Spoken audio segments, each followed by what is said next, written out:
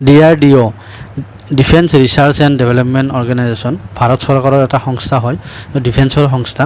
য'ত তেওঁলোকে ছাত্ৰীৰ বাবে এটা স্কলাৰশ্বিপৰ ব্যৱস্থা কৰিছে, য'ত দুটা ভাগত দিব। এটাই পাব 15,000কৈ মাহত আৰু এটাই পাব 12,000কৈ। চ' কোনবিলাক কেণ্ডিডেটে পাব? আৰু আমাৰ অসমৰ বহুত ছাত্ৰ ছাত্ৰী DRDO অৰ্গেনাইজেশ্যনত পঢ়ি আছে।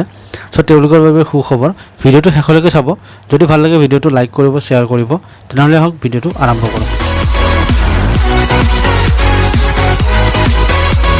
DRDO defence research and development organisation Bharat চৰকাৰৰ এটা সংস্থা হয়, ডিফেন্সৰ লগত জড়িত এটা সংস্থা। তাতে যিসকল ছাত্ৰ ছাত্ৰীয়ে পঢ়ি আছে, অৰ্থাৎ যিসকলে aerospace engineering, aeronautical engineering, space engineering, avionic aircraft engineering, যিসকল কেণ্ডিডেটে পঢ়ি আছে তেওঁলোকে মাহত পাব 12,000 টকা। আণ্ডাৰ গ্ৰেজুৱেটবিলাকে 4 বছৰ পাব দেই। যিসকল আণ্ডাৰ গ্ৰেজুৱেট BE BTech আৰু BSc ইঞ্জিনিয়াৰিং যিসকলে কৰি আছে তেওঁলোকে পাব।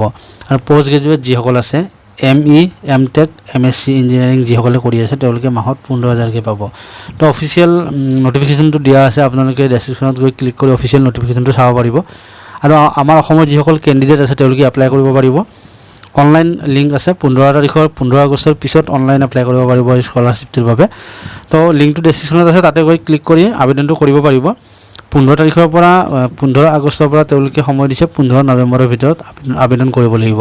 তাৰপিছত তেওঁলোকে মাহত 15,000, যিসকল ME MTech MSc ইঞ্জিনিয়াৰিং কৰিছে তেওঁলোকে 15,000কৈ 15,500 টকাকৈ পাব। আৰু যিসকলে BTech BE BSc ইঞ্জিনিয়াৰিং কৰি আছে তেওঁলোকে 12,000কৈ পাব। DRDOৰ এইটো স্কিমটোৰ নাম হ'ল DRDO scholarship scheme for girls. So' এই স্কিমটোৰ প্ৰথমবাৰৰ বাবে তেওঁলোকে লঞ্চ কৰিছে। আপোনালোকে এপ্লাই কৰিব পাৰিব। অসমৰ যিমানবোৰ কেণ্ডিডেট তাতে পঢ়ি আছে তেওঁলোকৰ বাবে বিশেষকৈ মই এই ভিডিঅ'টো বনাইছোঁ, যাতে তেওঁলোকে এই কথাটো গম পাওক। ধন্যবাদ। যদি ভিডিঅ'টো ভাল লাগিছে লাইক আৰু শ্বেয়াৰ কৰিবলৈ পাহৰি নাযাব, আৰু চেনেলটো ছাবস্ক্ৰাইব কৰি দিব।